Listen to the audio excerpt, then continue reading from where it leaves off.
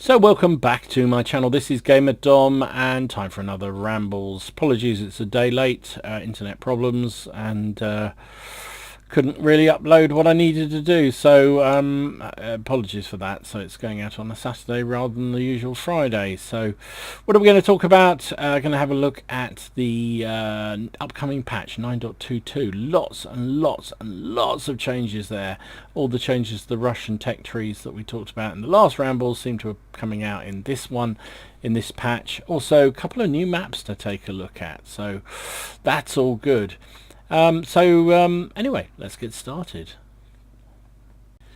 So we're starting to get some idea about what to expect in the next patch, which is 9.22. This is the final one before the big one, before 1.0, which is in March time, which has the complete reworks of all the graphics, the HD maps, etc, etc. So 9.22 in its own right has a lot of changes coming in. So let's have a look at some of the patch notes and super test notes for this. Improvements to matchmaking. God only knows they need a bit of improvement. But this is more around the battle type selections.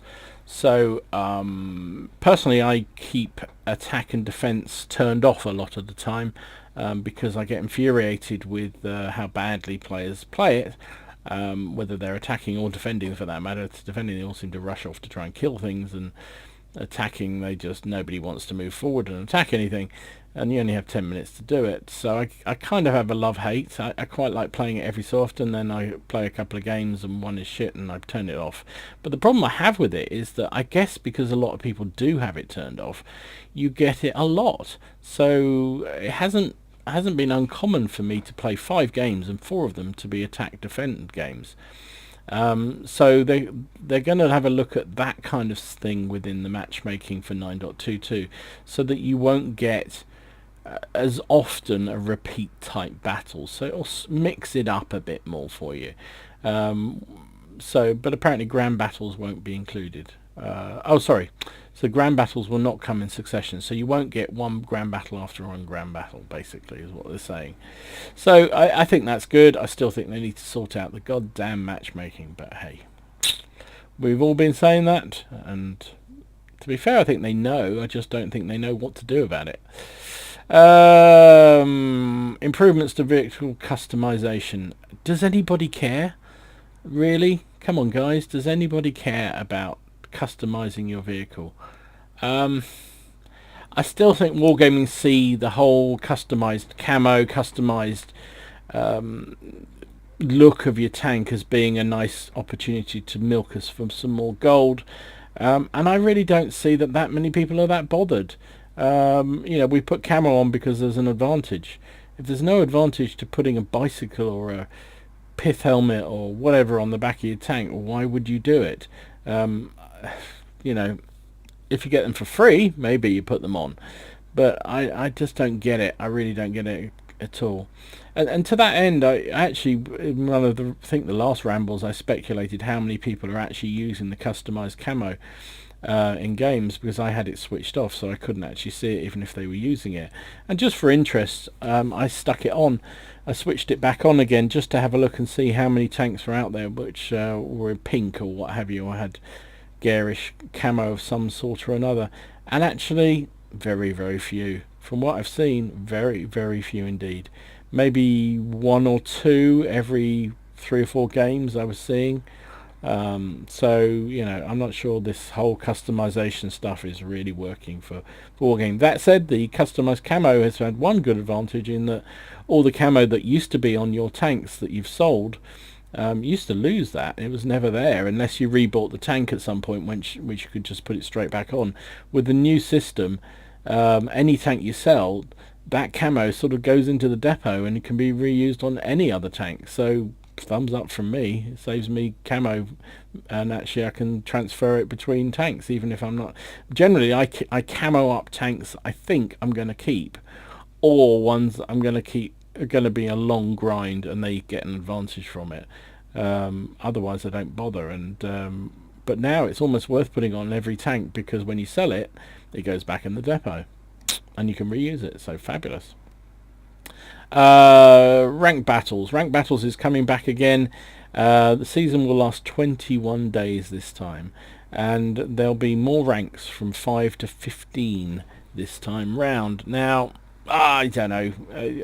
I know some of you guys love rank battles. Personally, I don't particularly, but hopefully some of these changes will encourage me to play the damn thing.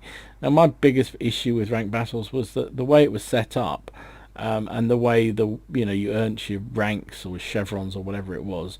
There was no incentive to play the team game. It was all about maximizing your personal damage. So all that happened was you get super unicums loading up with premium rounds and sitting at the back of the map, because they knew that the chances are, even if their team lost, they were going to finish in the top whatever and would earn enough chevrons to move forward, and to keep looking good in terms of the ranking. Now, they tried a bit of a tweak to that last time round. This time round they're doing even more, and I think this is good. So now only the top 10 players on a winning team and the single top player on the losing team will get 1 chevron. The top 3 players on the winning team will get an additional chevron. So effectively, if you win and you're in the top 3, you'll get 2 chevrons for your win. So that encourages you to play well, right, and to push for the win. Players who were 11th to 15th on the winning team and in 2nd or 5th place on the losing team don't lose a chevron. So it used to be if you lost, you basically lost one of your chevrons. So it was quite hard if you had a lousy team, or you just had a lousy game, or what have you. You could earn one and then lose it straight away in the next battle, and that's not going to happen so easily. There's another change coming on that point. But players who are ranked 6th to 15th on the losing team will lose a chevron. However, there is a new shielding, so some ranks will be shielded. So presumably, I don't know what they'll be, but say, I don't know, rank 3 and 5, you will have a certain durability, so almost lives. So you can afford to, say it was 3 lives at tier 3, at chevron 3, you could afford to have 3 games where you were on the losing team and not in the top 5, and you wouldn't lose your chevron. If you had an extra one, you would lose that chevron. So it's kind of lives, which is interesting, and I think to be again encouraged. Hopefully, will encourage people to actually play properly and not just sit at the back and milk damage. Lots of other changes around displaying of the wards and what have you, but you can read that at your leisure. Improvements to the Stronghold Mode. Basics around the use of the combat reserves, so airstrikes and artillery strikes. Any player in the detachment can now call them in, so which I kind of like, because it used to be only the battle commander could do it, but if you were in a scout tank, for instance, you could now be sort of the forward observer and call in those airstrikes for your team. So yeah, it's a little thing, but I think it's good. Now the big thing that's happening, and we talked about this in the last Rambles, well, I talked about it, you listened and commented a little bit, was around the changes to some of the tech trees. We'll go into a little bit more detail on those in a minute, but there is a whole slew of changes coming through on the Russian heavy tank lines, TD line and medium tank lines. So a lot of extra vehicles being added. IS-3M, Object 430U, you can see that loads and loads and loads of new tanks. Removing tanks will be the tier 10 Object 263. So they have decided to go ahead with that change, and it's dropping down to tier 9, so that will have an impact. Also the Object 430 and the Object would also drop down a rank, and the Su 12254 is being removed from the game entirely until they tart it up and sell it as a tier 8 premium, obviously. Lots of changes to the guns and the activities of various tanks that are dropping or moving within their tier or moving tiers. You can read all those together. And for the duck lovers out there, the AMX40 is getting HD modelling, so it will look prettier than ever. Did I really say that? Okay, so we talked about this in the last Rambles, but just to sort of confirm what we knew is the changes coming in 9.22 are around an introduction of a new Russian heavy tank mini line from tier 8 onwards, which will run off the IS. It has been confirmed. So you will now go into these new rear mounted heavy tanks, so the IS-3M, etc, etc. So that is definitely going to happen. We don't know all the details on them, but that's definitely happening. Now the thing to remember is, if you're keen to work your way down that line, you might want to start playing the IS again and unlock advanced crew training, additional crew training, and just start to accumulate XP on that tank, so that when the new line does come in, you're some way towards being able to buy that next tank. Other things to say. It's difficult to read this. This is trying to point out where the changes are. So you can see here on the TD line, it doesn't help this in Russian. So so you got the SU. This is the TD line. The SU 100 M1 at tier 7 that goes into the SU 101 at tier 8, which is currently how it is. And then you can see the SU 12254 has been removed, and the current tier 10, the Object 263, has dropped down from tier 8 from tier 10 to tier 9. You've also then got a new tank destroyer coming in, the Object 268B, which does look really, really good according to the stats. The other area of interest is around this tank. So this will come off the A44. This is a medium. This we talked about again before. These are heavily armored, heavy alpha, slow reload, rear turreted medium tanks. The Object 416, currently at tier 8, will remain there. Then it will go into the Object 432, and then probably into another new medium tank at tier 10, but we don't know what that will be yet, but at some point. So again, if you're working way down this line, you might want to make sure you got some of these unclipped in terms of extra crew earning, just so you can accumulate XP on your tank. The other one is from the IS. This is the heavy tank line leading into which one is into this one.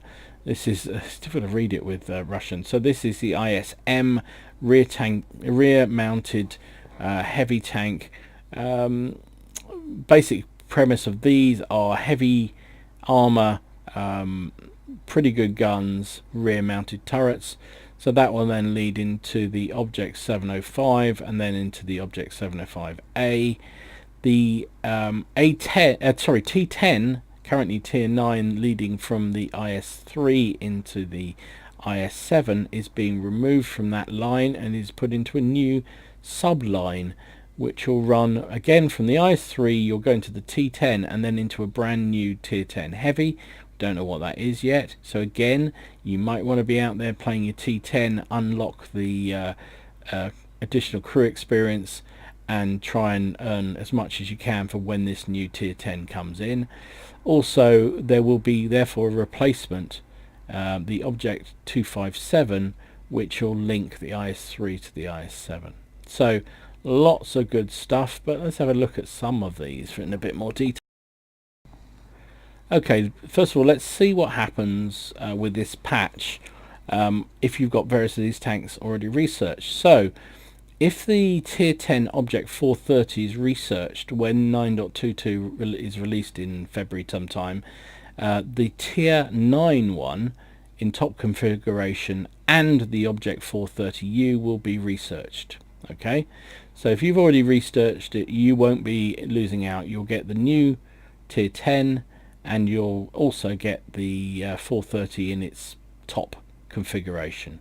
Researched, you won't get it. The only way you'll get it is if you have the tank purchased and it's in your garage when the patch comes in. you will basically get a new free tier 10, easy for me to say. The object 430 will become your new tier 10, plus you'll keep that object 430 when it's moved down to tier 9. So you'll get basically get a replacement tier 9 and a new tier 10.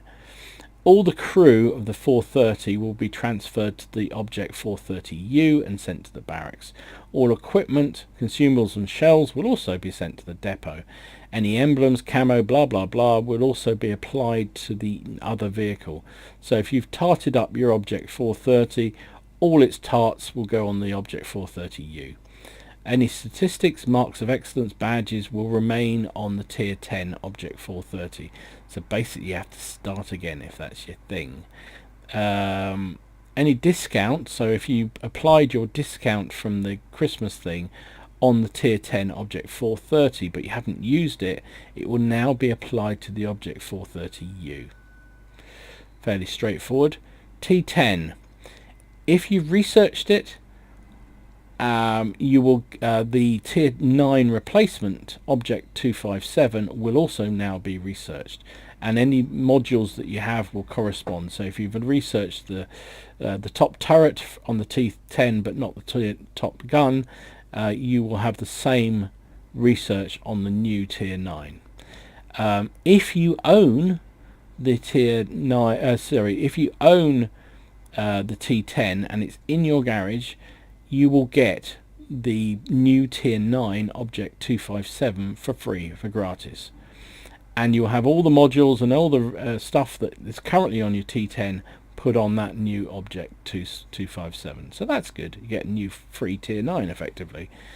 If however the IS-7 is not researched when the patch come in, the crew will be retrained to the new tier 9. All equipment and shells etc. will go to the depot, and camo etc. will go to the new onto the new vehicle. If the IS-7 is researched when update 9.22 is released, the experience accumulated on the T10 will remain on it. If the IS-7 is not researched, the accumulated experience will be transferred to the object 257. Okay?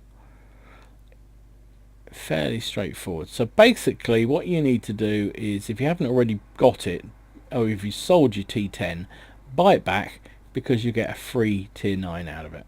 That's the bottom line. If you've got a tier 10, a T10, then hold on to it, and you'll get another. You'll also you can then sell it afterwards if you don't want to. It's quite straightforward. So the object 263, currently the tier 10 Russian tank destroyer. What's happening if you've researched it? Well, basically, if you've researched it, you will again get the new tier 10 tank destroyer fully researched, as if you'd done it yourself, and you'll get the new look 263 researched in top configuration at tier 9. If you own the 263 and it's in your garage when the patch comes in, you will effectively get a new tier 9. You'll get the object 263 reconfigured, and the object 268 version 4 will be added to your account. So yeah, again, worthwhile having. Again, crews will be transferred and sent to the barracks. All equipment will go to the depots. All camo will be applied to the new one. Any marks will be remain on the tier 10 version of the object, but you'll have to start again on the tier 9 version. Okay, what if you own this Su 12254? Well, if it's researched, then obviously it'll be transferred to the new 263.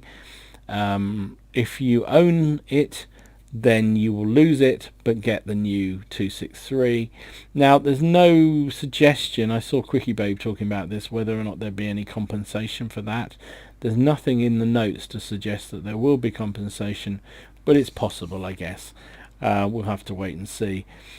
Crew will be retrained onto the new tier 9 and moved to the barracks. Same with all the equipment, and camo will go to depot etc. and to the new tank. And again, all stats on the Su-12254 will basically freeze and stay locked on that tank. And yeah, if you've applied your holiday bonus onto the Su-12254 but not used it, then that will actually automatically transfer to the new Object 263. So, hope that wasn't too complicated, but go and read it. This is Daily Bounce. I think this one was from, Armored Patrol blog. Well worth a read. Basically, bottom line, if you own the tanks that are being moved around, you won't lose out. You will get a replacement tank, and basically any kind of equipment and marks and everything will all move across. That's the bottom line with it. So, all good. So when's all this happening? Well, we don't know exactly. We do know that the test server will go up on January the 18th, and therefore the expectation is the new patch 9.22 will come out around the end of February, is what the Armored Patrol is suggesting, and I suspect he's about right there. And then obviously 1.0 will be in March, which means you've got about a month or so between the 9.22 and then the new big patch that comes in with the new graphical changes. So not long, basically. So did anyone see this? This is kind of, I mean, normally you wouldn't be bothered about a tier 3 American light tank, but what's interesting about this thing, this is the MTLS 1G14. Bloody hell, what a mouthful. It has 2 guns, has double barrels. You can't quite see it. Let's see if we can look at it. Yeah, there you go. You can see 1, 2. So this little thing is being super tested at the moment.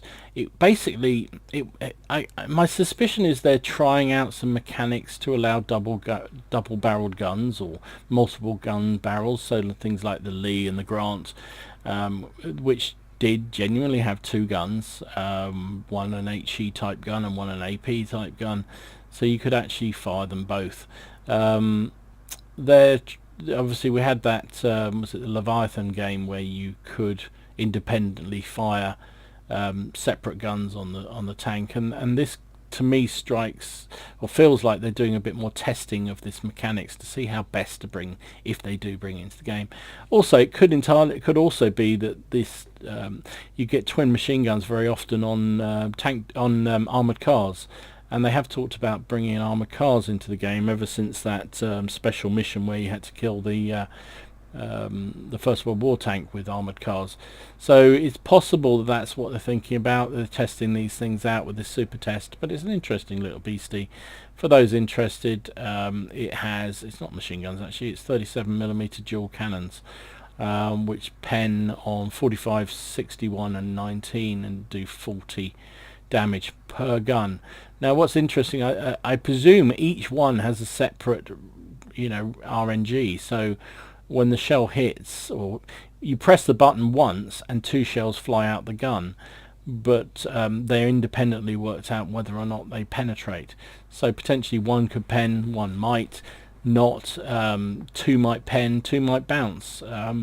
So interesting. Reload time is 4.6 seconds. Magazine, so it runs on a magazine, 2 shell magazine. Okay, so basically it's it calls it a magazine, but it's not really, because it's both barrels firing each time.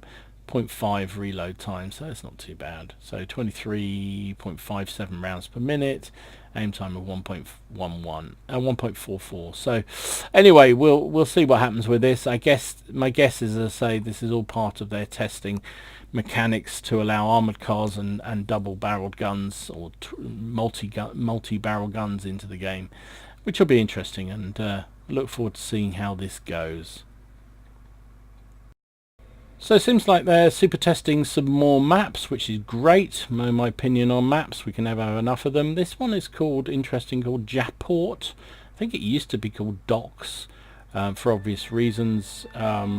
This is obviously very early rendering of it. We'll see what it actually, if it does actually happen. It's interesting. It features 2 ships. You can see on the mini map here, one here, in sort of, well, I'd say dry docks, but they're not because they've got water in them, but enables you to fight over and under and round the port itself, which is kind of intriguing.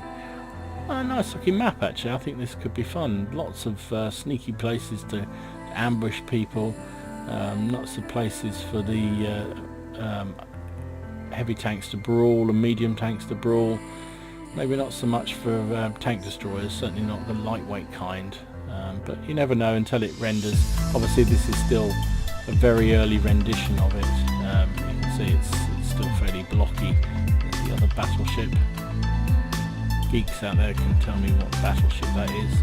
I don't know, I just say it's a big battleship. Nice looking battleship though. But you can fight over the decks, so potentially could be very, very interesting. Also you can see potential for a lot of falling into the river there, or into the sea there, which could be interesting. Wooded area out here with it. Oh, that's why it's called Japort, because that's a Japanese looking sort of village and castle and what have you. It's an airfield here. Interesting. Nice looking map though. I mean, I think, you know, I frequently say we need more maps into the game. So, oh, there's a tunnel. I had this on one of the other maps they were testing. They're big into their tunnels, aren't they, Wargaming? I think you'd be RT safe in there, don't you? When you come into one of the hangars. Oh.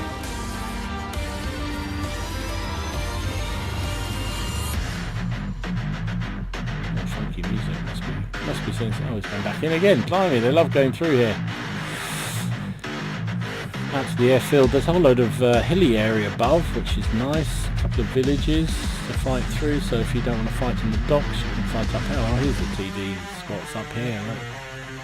Wow.